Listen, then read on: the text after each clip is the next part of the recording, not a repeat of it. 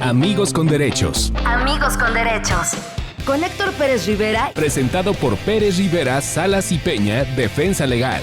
Amigos con Derechos, en donde hablamos claro y actuamos justo. Hola, muy buenos días, muy buenas noches, muy buenas tardes, depende en el horario en el que nos escuches. Soy Héctor Pérez Rivera de la firma legal Pérez Rivera, Salas y Peña, Defensa Legal, y de su podcast Amigos con Derechos. El día de hoy tenemos una invitadaza, una muy querida amiga, activista, politóloga, y pues que vamos a hablar de un tema que puede ser muy polémico. Incluso yo les confieso, pensé mucho en esta invitación, porque hay posturas muy encontradas. Es un tema del que se ha hablado mucho en este podcast por la vocación del despacho, de la firma, respecto a los temas relacionados con trata de personas, pero también queremos identificar que hay otra cara de la moneda, ¿no? Que hay otras aristas, que no siempre hablar de trabajos sexuales, hablar de trata de personas, y justo todos los estigmas que hay, todos los prejuicios que hay en torno a este tipo de situaciones, este tipo de experiencias que se viven en nuestra ciudad, así como en muchas otras. Y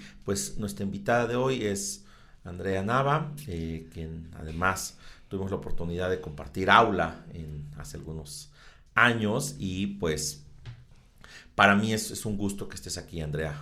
Muy buenos días. Ay, ¿qué tal? Me siento muy emocionada y muy honrada de estar en este espacio. Héctor, eres una persona que admiro mucho, que sé que has llevado los casos de personas en situación de vulnerabilidad, y que pues yo siempre he admirado ese trabajo, y a partir de ese trabajo también ha inspirado mi propio trabajo de activismo y a intentar complejizar en torno a este tema que pues me atravesaba desde que yo estaba en la universidad, y que tal vez como que no llegué a poder nombrar por muchos estigmas que existen.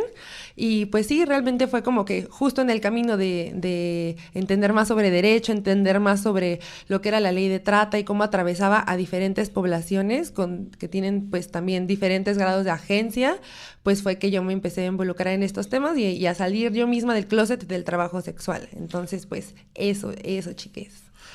Andrea, justo tú y yo hemos problematizado mucho las veces que te has acercado para alguna consulta o para incluso charlar sobre el tema, y yo he aprendido también mucho de tu visión. Quisiera que empezáramos justo a problematizar este tema, ¿no?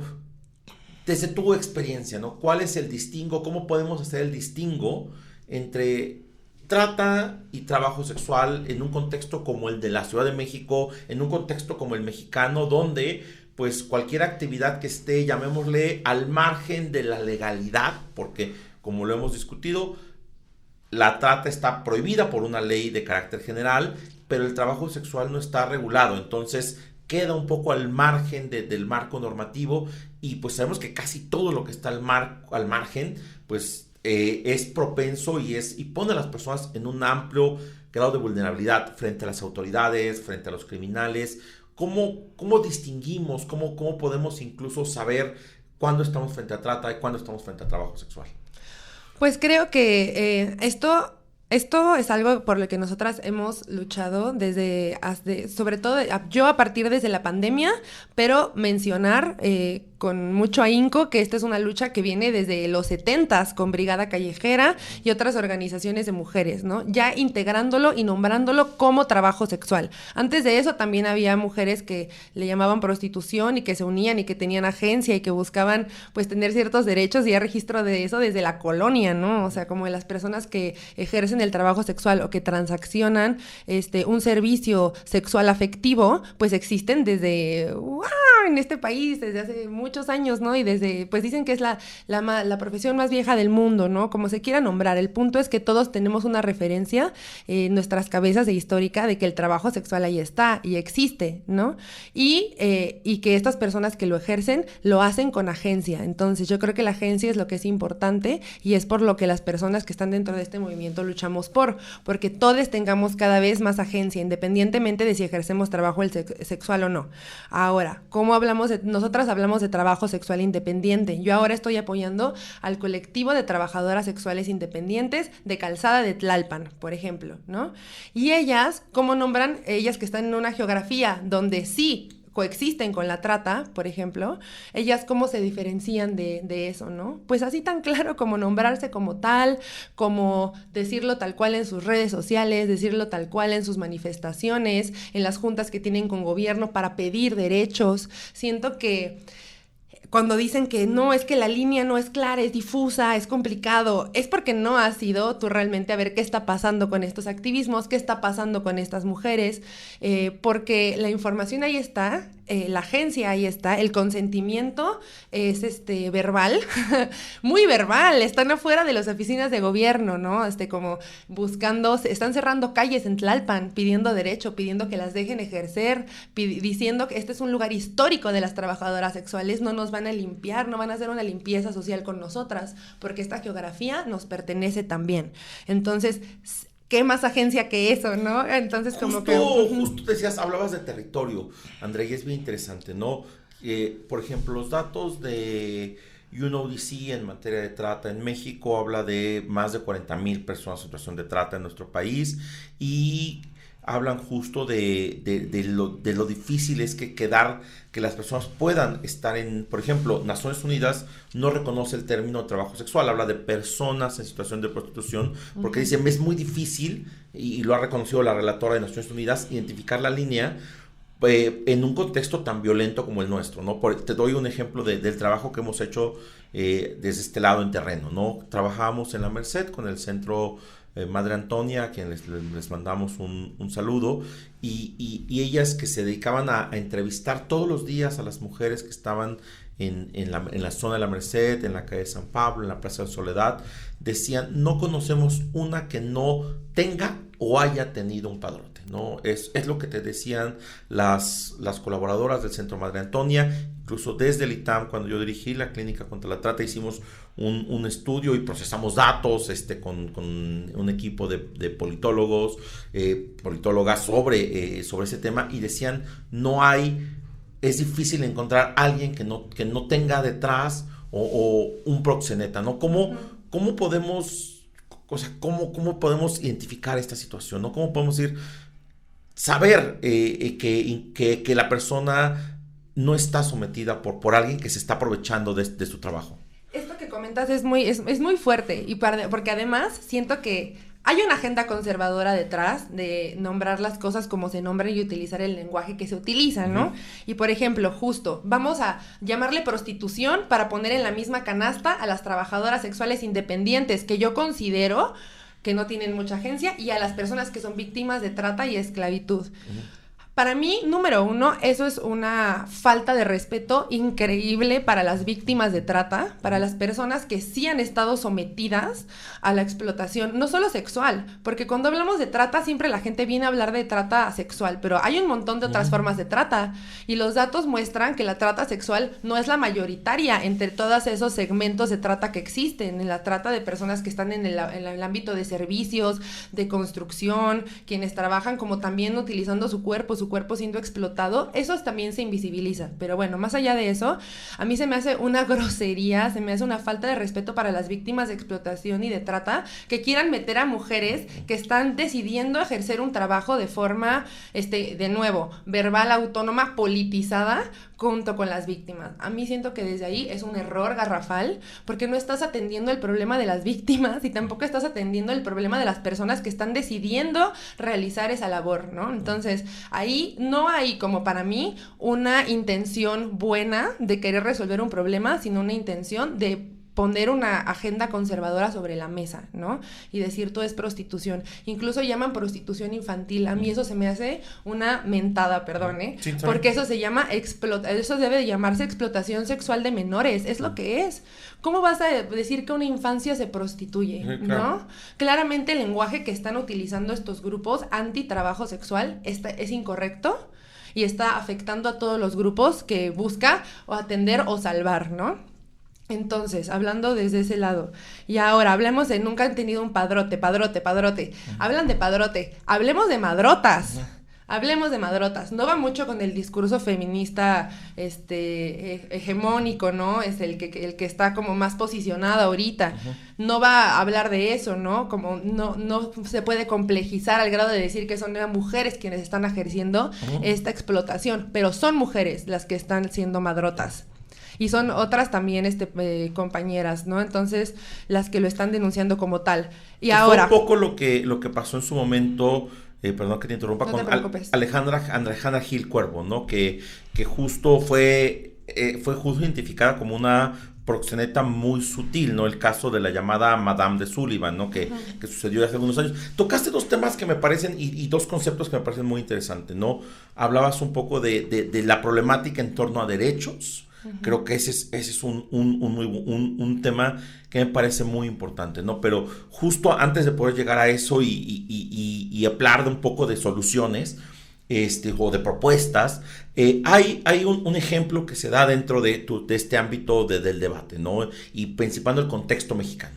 Y quisiera yo ponerlo en un ejemplo que no sé si sea el más correcto. Si yo pongo cultivo marihuana.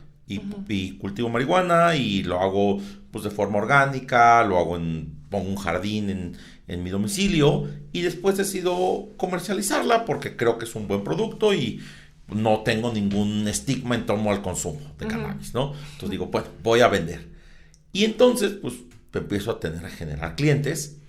Lo que se estima es que lo más probable es que llegue alguno de los grupos criminales que controlan la venta de droga en la ciudad y me pida mi negocio y me diga, oye, pues yo soy el dueño del negocio aquí, tú me lo tienes que dar, ¿no? Hablando de explotación sexual, que es el tema, es el segundo negocio ilícito más redituable del mundo después del tráfico de armas. ¿Cómo proteger a estas personas que tú nos dices lo hacen de forma independiente, libre, autónoma, con una agencia, de estos grupos criminales? Bueno, nosotras a través de la lucha que hemos llevado y que han liderado compañeras Carolina, Nina, que son colegas que trabajan en Tlalpan, ellas han cerrado las calles y han luchado porque se les dé el mecanismo de protección a activistas, por ejemplo. Porque ellas están nombrando ahorita quiénes son las madrotas, están teniendo ese valor, ¿no? Entonces, si hay personas que están teniendo ese valor desde ser independientes, desde no permitir que se las extorsione, porque ellas no pagan calle, ¿no? Y eso, imagínate las implicaciones que tiene de seguridad, ¿no? El valor que tienes que tener para decir, yo no le voy a pagar a la madrota, yo no le voy a pagar a los criminales y tampoco voy a dejar que el gobierno me quite de aquí con su megaproyecto de ciclovía, ¿no? Entonces siento que, ¿qué hacemos? Pues apoyar a las personas que están poniendo el cuerpo, ¿no? En lugar de decirles que lo que hacen no es trabajo, en lugar de decirles que tienen que ser rescatadas, en lugar de quererlas meter a proyectos que las integren a la sociedad de una forma en la que esta sociedad considera moral, ¿no? Como denles unos talleres para que sean secretarias o para que sean otra cosa. Ellas quieren ser trabajadoras sexuales y se sienten orgullosas de serlo. Yo me siento orgullosa de serlo. Entonces, siento que pues es dejar de lidiar con este tema desde la condescendencia, arreglar como las categorías de ley que pues están generando estos problemas, ¿no? Empezar a realmente diferenciar lo que es la trata de personas, lo que es el trabajo sexual independiente y a lidiar con lo que hay en medio, ¿no? Que es una complejidad muy fuerte donde claro que hay otros actores como el crimen organizado, como etcétera, ¿no? Entonces... Pero a ver, justo, ahora sí que hablemos de este elefante en la mesa, ¿no?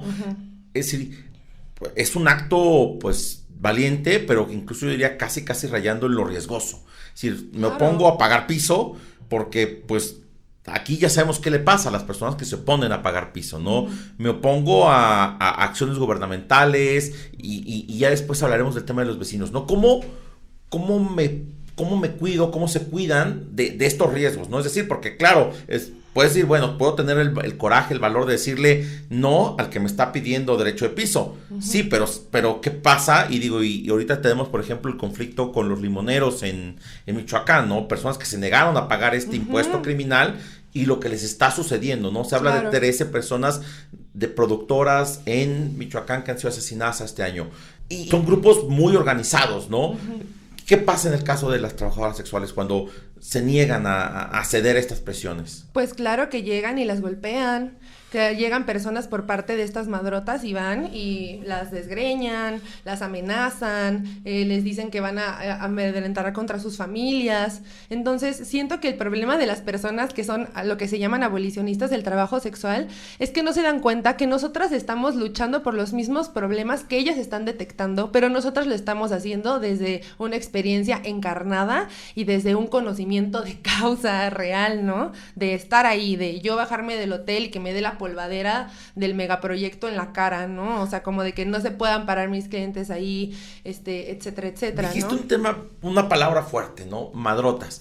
Porque hubo un momento en la ciudad, en la historia de la ciudad, después de la promulgación de la ley de trata, que hubo sí una política de persecución penal contra los padrotes, ¿no? Uh-huh. Los famosos padrotes de Tenancingo y todo. Pero en realidad, salvo este caso de Alejandra Gil, no ha habido una persecución real contra estas madrotas, ¿no? Cuando tú dirías, a lo mejor podemos tú y yo no estar de acuerdo entre abolicionismo, reglamentarismo, pero estamos de acuerdo en que nadie debe obtener un beneficio de la actividad sexual de otra persona. En eso estamos de acuerdo. ¿Por qué ni de este lado se ha buscado perseguir a estas personas que están cometiendo un crimen y cómo podría, o sea, cómo acercarle esa información a la autoridad, decirle, esta es la persona que está explotando, esta es la persona que está pidiendo derechos. Las trabajadoras sexuales independientes no son este sujeto de tu salvacionismo, ¿no? Religioso, son tus aliadas en la lucha contra la trata de personas, ¿no? Creo que eso también está muy bien nombrarlo. Creo que no se les ha visto, ¿no? Como aliadas. Exacto, no se les ha visto como aliadas. Cuando el término sororidad surge de las trabajadoras sexuales de calle. ¿Qué es la sororidad? Acabas de poner un término que es novedoso, por lo menos para la gran mayoría del auditorio. Pues justo como que, bueno, a mí me encantó escucharlo y las colegas que lo escuchamos aquí es como de, wow, viene de Europa, viene de las compañeras que trabajan en calle y que veían a otras compañeras como de, esta compañera está parada aquí pero no se ve bien. Ella se ve como que está medio, como que con una sustancia encima, como que empezaban a detectar quiénes eran las que estaban pues vulnerables, ¿no? Porque ¿quiénes son los ojos de quienes están en una situación de explotación en esos contextos? Las trabajadoras sexuales independientes, ¿no? Fíjate que ahora que tomas ese punto, hay una, y que decías que viene de Europa, para ver si lo estoy entendiendo bien y que lo puedan entender bien nuestros amigas y amigos del auditorio. Claro. Hay una película española que se llama Princesas, de Fernando León Aranoa. Nunca la he visto. Candela Peña, y justo te cuento un poco de qué va la película, porque a lo mejor, a ver si estoy entendiendo bien. Es una película de una mujer española, trabajadora sexual independiente, que está ya tiene incluso mucho este tema que existe mucho en muchos lugares del mundo, racismo hacia las inmigrantes, porque dice, y están llegando inmigrantes venezolanas, dominicanas, ecuatorianas, y nos están quitando el trabajo a las españolas, ¿no? Y aparte, estas no pagan impuestos, no tienen carta de identidad, no pasan inspecciones de sanidad, y son las que más ganan. Y entonces ella tiene esta idea, pero por azares del destino conoce a una mujer dominicana que está en esta situación, y empiezan a generar una hermandad, una sororidad muy, muy, muy fuerte. La película es bellísima y porque se empieza a dar cuenta que comparten muchas problemáticas. Qué bonita recomendación, me encanta. Y el tema musical es de Manu Chao, la canción se llama Me llaman calle. Por eso me invitó mucho para saber si estamos hablando de esto. Sí, estamos hablando de eso, ¿no? De colegas que tienen una situación de más agencia, de justo, ¿no? Española, más agencia. Entre más agencia les des a las putas trabajadoras sexuales independientes, eso va a ir como que caminando las cosas hacia mejores lugares y mayor justicia. Entonces, justo ellas veían a estas otras personas que estaban mal, que se veían mal, y pues iban, les preguntaban, las cuidaban, las ayudaban a denunciar, ¿no? Entonces de ahí viene como de que somos sororas. ¿Por qué? Porque la sororidad es algo que ya no nos acobija, porque dentro de los feminismos hay muchísimas perspectivas en contra de nuestro trabajo. No sabes la cantidad de veces que yo he escuchado como de que el trabajo sexual no existe, eso que están haciendo es permitir que las violen. Imagínate decir algo tan agresivo y violento a alguien cuando dices que le estás cuidando, ¿no? tú lo que estás haciendo es acceder a que te violen. Wow, ¿no? O sea, como todo esto viene de los feminismos, viene de lugares que se supone que como mujeres deberían cobijarnos y arroparnos. No, son violentos y muchas mujeres feministas son violentas con las trabajadoras sexuales. Entonces, sororidad, que viene de soros, hermana, pues yo no sé, si me dices feminista o mujer, para mí yo no sé si seas mi hermana, ¿no? Entonces, pero si eres una trabajadora sexual con la que yo me estoy agenciando, con la que estamos juntas, que nos estamos cuidando, pues es la vida la que está de por medio, ¿no? Es la vida de nosotras la que estamos cuidando ante todas estas situaciones que tú mencionas y que claro que implican un riesgo. Entonces, pues sí somos sororas, ¿no? Y la sororidad viene de otro lugar, ¿no? No viene como de esta romantización de la hermandad, sino de la agencia, la politización y el estigma que cargamos, y desde ahí nos afectamos y nos cuidamos, ¿no? A ver, hablando de estos temas, hay dos propuestas que yo he escuchado en estos debates, que son debates que parecen interminables, y claramente, ¿no? El tema del trabajo sexual es uno de los temas que yo entiendo ha diferenciado ya, a lo mejor distanciado a distintas corrientes feministas, ¿no? Sí. Pero aquí hay dos temas que me parecen importantes. Uno, hay un caso de la Corte Interamericana de Derechos Humanos, que es el caso López Soto contra Venezuela. Es una mujer que se llamaba Linda, que ella era trabajadora sexual y se la secuestró un cliente. Su hermana fue a denunciar contra la autoridad, y la autoridad le dijo, pues está con el cliente, luego regresa. Y el tipo la tuvo esclavizada durante meses, le destrozó el rostro a golpes, la agredió de todas las formas posibles, porque más era una persona con una posición política privilegiada, ¿no? Entonces, obviamente quedó en la impunidad. El caso es terrible.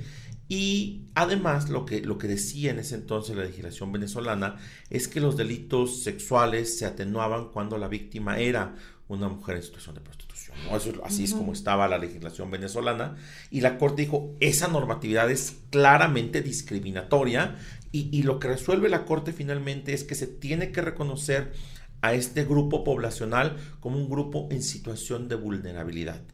Esto no ha aterrizado en nuestra normatividad, por ejemplo, es decir, no se reconoce que es un grupo en situación de vulnerabilidad y un grupo en situación de discriminación. Si esto se pusiera en las leyes antidiscriminación, ¿ayudaría de algo? Por supuesto que sí, porque también el regular el trabajo sexual, ha habido varios proyectos de regulación, y las compañeras politizadas desde Brigada, existe la coalición laboral puteril, o sea, hay organizaciones de trabajadoras sexuales, han estado en contra de estos reglamentos. ¿Por qué? Porque vienen con punitivismo, vienen con vigilancia del Estado, que es su principal agresor, ¿no? Entonces, ¿me vas a dar un carnet de salud? ¿No? O sea, como tú me vas a decir si puedo ejercer o no, ¿con base en qué? ¿No?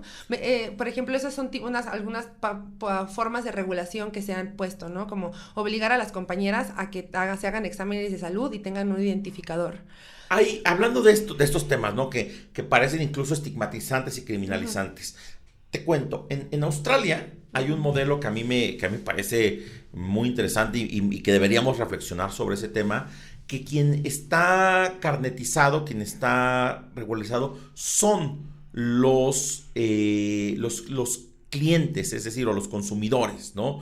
Es decir, en Australia, si tú quieres consumir, debes sacar un carnet de gobierno, tú hacerte los exámenes de salud, tú hacerte los exámenes mentales y tú pagar impuesto, no las mujeres, ¿no? Es decir, y entonces lo que el gobierno controla, y así lo que argumenta el gobierno australiano es, yo así controlo que se ejerza violencia, es decir, tengo un control sobre el consumidor, no sobre las mujeres. ¿Qué piensas de un modelo así? Pues yo pienso que todos los modelos que según esto no van hacia generar dinámicas punitivistas hacia las compañeras o hacia las trabajadoras sexuales, pero si hacia el cliente, terminan haciendo exactamente lo mismo, terminan generando el mismo problema, porque las personas clientas que no quieran cumplir con esos requisitos, o que vaya a ser complicado para ellos, o que tengan que desembolsar más dinero al respecto, pues van a seguir haciéndolo a escondidas. Entonces, si tú pones una normatividad que es punitivista con los clientes, las colegas se van a ir también a esconder con ellos, a realizarlo fuera de la ley, ¿me entienden?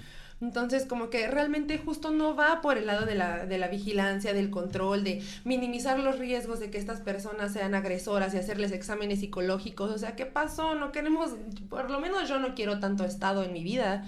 Yo no quiero al gobierno tomando todas estas funciones. Para mí no es como que la vía. Justo una cobertura de derechos y el ser nombradas y reconocidas no tiene que pasar por ser controladas, vigiladas.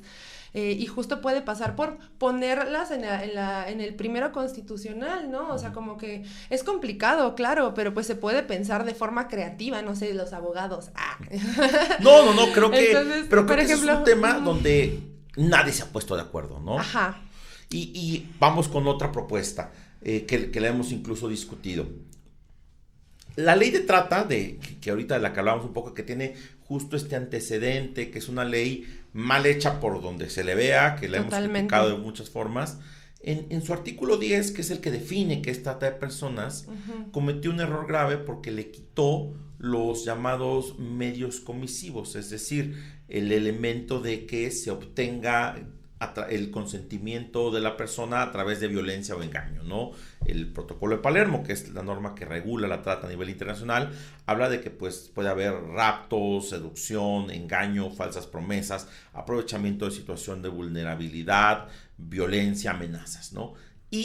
Pero la persona que promovió la ley dijo en su momento, pues no, quitemos esto porque va a ser muy difícil para los fiscales acreditarlo. El problema es que nuestra ley esencialmente es cualquier persona que obtenga un beneficio de la actividad sexual de otra es un tratante para nuestra ley, sin importar si incluso hay consentimiento, hay acuerdo y todo el mundo está bien con ello, para nuestra ley esto es trata. ¿Cómo darle la vuelta? Se ha pensado mucho y justo personas activistas, personas que están incluso buscando espacios de mejores condiciones para estas personas no ser criminalizadas, ¿no? Y una propuesta que hemos puesto en la mesa es quizá una sociedad cooperativa, ¿no? Pensando que es un mecanismo de empresa que por definición no es explotadora.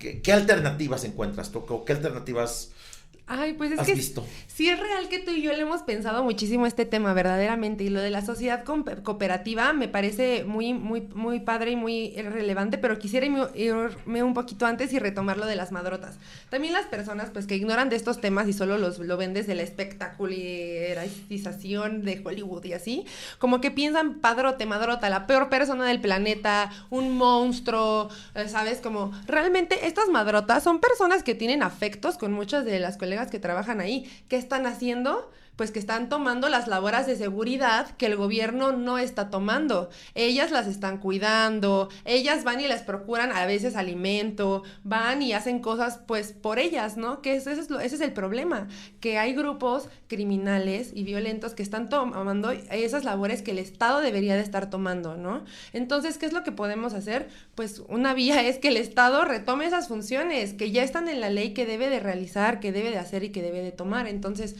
antes sí, que se reconozca el trabajo sexual, pero con lo que hay ya podríamos empezarles a dar garantías a las compañeras, ¿no? Sin condescendencia. Sí, entonces, con lo que hay me parece que la ley ahí es muy clara. Claro, por ejemplo, nosotras ahorita estamos en conversaciones con el Instituto Nacional de la Vivienda y estamos citando el cuarto constitucional, la ley de vivienda, ¿no? Ahí dice que todos tienen derecho a una vivienda digna y ellas no solamente son trabajadoras sexuales, sino que cumplen con los atributos protegidos como de ser personas con discapacidad, ser adultas mayores, ser madres solteras, tener personas a su cuidado. Entonces, pues ahí vamos, ¿no? Siento que ahí vamos y lo que pediríamos también a veces a las personas que no conocen tanto este tema sería esa escucha, ¿no? Y que se quiten de su mente como estas ideas, ¿no? Porque sí estamos luchando contra las madrotas, las trabajadoras sexuales independientes, pero no es la película que tienen en su mente, es una complejidad que pasa también por esta criminalización de la ley de trata. No se nos permite a nosotras, por ejemplo, decir, vamos a rentar un departamento para poder trabajar seguras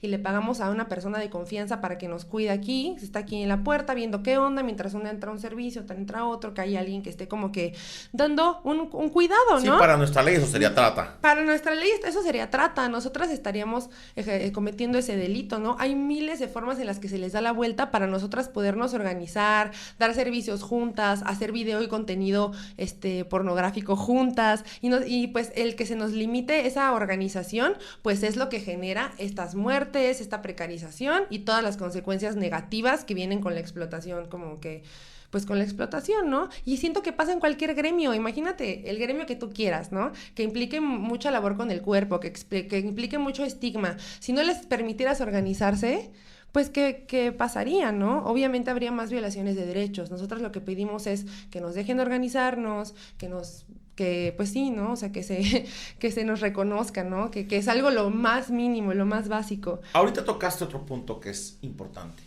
Tlalpan, ¿no? Hay un megaproyecto porque viene la Copa del Mundo. Tlalpan es la avenida que conduce al principal recinto para la Copa del Mundo, que es el estadio que se llama tradicionalmente Azteca, se llamará ahora Estadio Ciudad de México, ¿no? Por temas ahí comerciales de la FIFA. Y se está construyendo una ciclovía. Yo soy usuario de bicicleta y en verdad, para quienes transitamos la ciudad por bicicleta, Tlalpan es peligrosísimo, ¿no? Es una vía muy útil, pero es un riesgo tomarla, ¿no? Claro. Pero como dices, es una geografía también donde hay una historia asociada a esta actividad y también pues hay gente que también vive ahí. Entonces confluyen muchos factores, ¿no? Los intereses económicos de la ciudad, el derecho de la movilidad de quienes somos usuarios de medios no tradicionales, que son medios incluso no contaminantes, este grupo y los vecinos.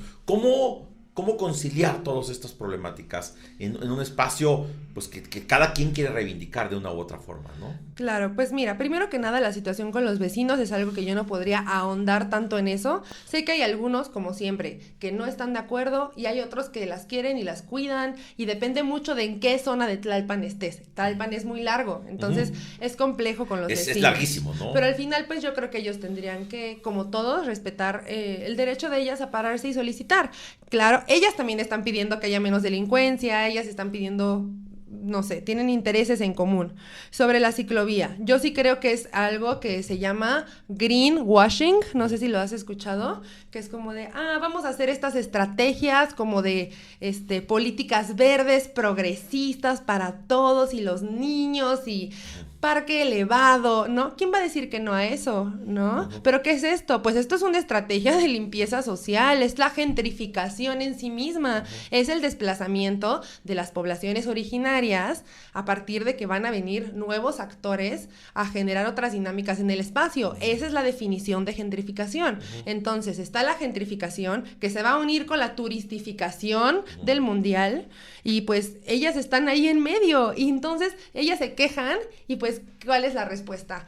Ay, pero sí está bien padre tener bicicletas, ¿cómo? O sea, ¿qué prefieres? ¿Una trabajadora sexual viéndose mal en la esquina, generando estas dinámicas, o una bicicleta y un arbolito, ¿no? Pues, o sea, en la mente de las personas que no tienen realmente, pues sí, eso, les falta politización, les falta conciencia de clase, pues es muy obvio que qué es lo que prefieres, ¿no? Pero realmente el mundial no va a traer lo que las personas esperan, va a ser también un saqueo a muchas personas vulnerables, ¿no? ¿Quién se va a llevar el gran tajo de lo que va a ser el mundial? Pues como siempre, ¿no? O sea, las personas con mayor poder adquisitivo. Entonces, hablemos del mundial. Y sí, evidentemente ahorita, por ejemplo, para incluso que somos aficionados al fútbol de toda la vida, los precios al mundial son imposibles, ¿no? Platicaba con algunos amigos que el boleto más barato disponible en este momento es de 44,000 pesos, ¿no? El boleto más barato para la Copa del Mundo en un juego en la ciudad de Guadalajara. En la Ciudad de México el más barato cuesta 55,000 pesos. Pero entonces pues implica que va a haber una gran circulación de dinero en México como consecuencia de la Copa del Mundo. Se ha hablado este tema con los grupos de trabajadoras sexuales en torno al mundial, ¿qué va a pasar? Que se ha hablado, se ha discutido, lo traen en el radar.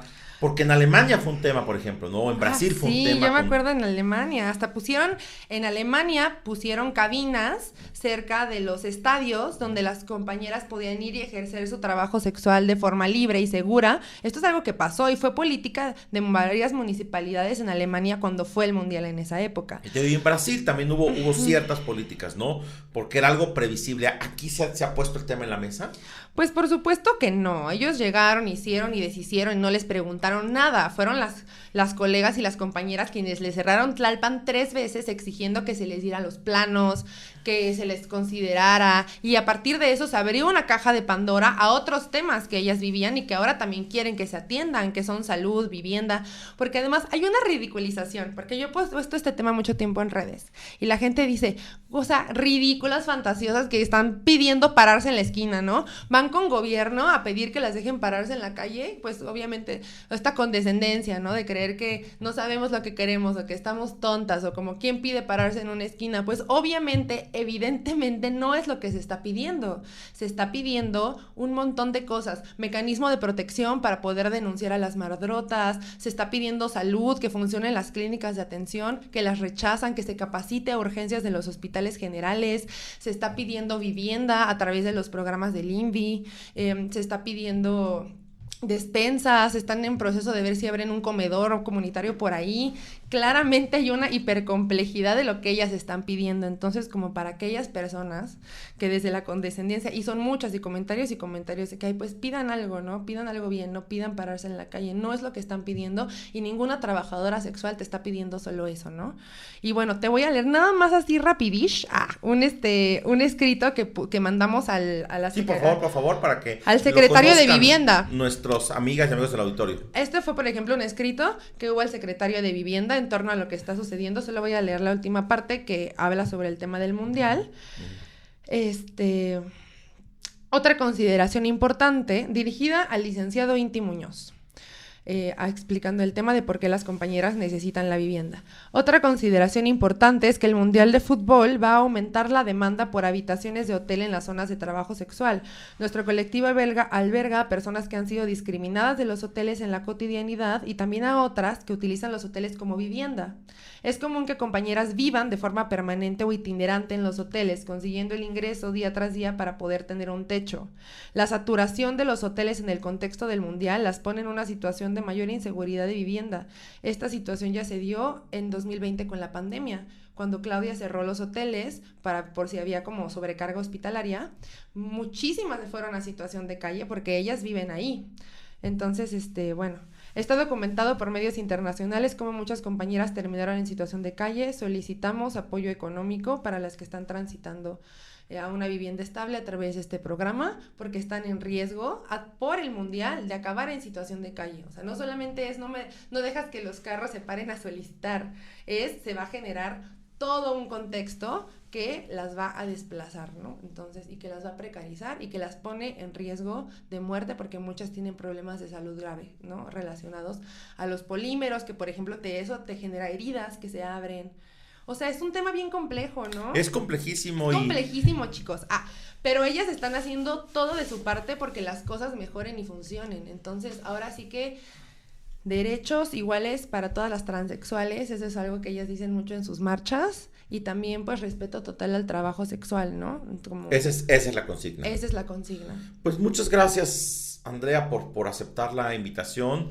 Creo que este espacio que estamos buscando generar con Amigos con Derechos es pues un espacio también para a lo mejor pues que no todas las voces sean homogéneas, que no todos lleguemos aquí a decir cosas cómodas y todos estamos de acuerdo, ¿no? Te agradezco mucho, la verdad es que creo que dejas a mí y a las personas que nos escuchan un montón de reflexiones, un montón de cosas en qué pensar, que a lo mejor nos abren el panorama y no solamente escuchar nuestra voz desde nuestro privilegio, ¿no? Porque a veces consideramos tener una opinión desde nuestro privilegio, desde nuestro contexto, cuando pues siempre ante cualquier problemática tiene estas múltiples aristas para poderse escuchar, ¿no? Y yo agradezco que nos traigas un punto de vista diferente, un punto de vista que hay que tener en cuenta siempre para cualquier situación, pero siempre pues lo que decíamos, y creo que lo que siempre vamos a estar de acuerdo es todas las personas todos los derechos. Pues muchas gracias, Andrea, y pues ¿dónde te pueden seguir en redes sociales? ¿Dónde pueden conocer sobre tu lucha, tu movimiento, pues lo que estás haciendo? ¿Dónde te pueden seguir? Ay, pues fíjense que justo por toda esta lucha que he llevado, Instagram me cerró 5 cuentas. Qué barbaridad. De verdad, esta meta en la mayor Se ha vuelto muy conservador. Conservador y en censura, pero en Twitter estoy como ANNARVE, Anaruve. Ajá. Y Ex, lo que era antes Twitter, ahora ex, ¿no? Ahora ex, sí, pero es que bueno, Elon Musk. Lo que era antes Twitter, ahora X, y chiques, estoy como Anaruve y también estoy así en TikTok, como Anaruve, Beach Planner, es como el nombrecito que uso por ahí, de inventada. Bueno, pues a nosotros nos pueden encontrar en nuestra página de internet www.perezriverasalasipena.com. Ahí encontrarán nuestros datos de contacto si gustan tener cualquier tipo de comunicación, interacción con nuestro equipo de defensa. Nos pueden encontrar en Instagram como @PSP Defensa Legal y en Facebook como Pérez Rivera Salas y Peña Defensa Legal. Pues agradecemos mucho a quienes hayan escuchado este episodio y nos escuchamos la próxima semana. Amigos con derechos. Amigos con derechos. Con Héctor Pérez Rivera. Presentado por Pérez Rivera Salas y Peña Defensa Legal. Amigos con derechos, en donde hablamos claro y actuamos justo.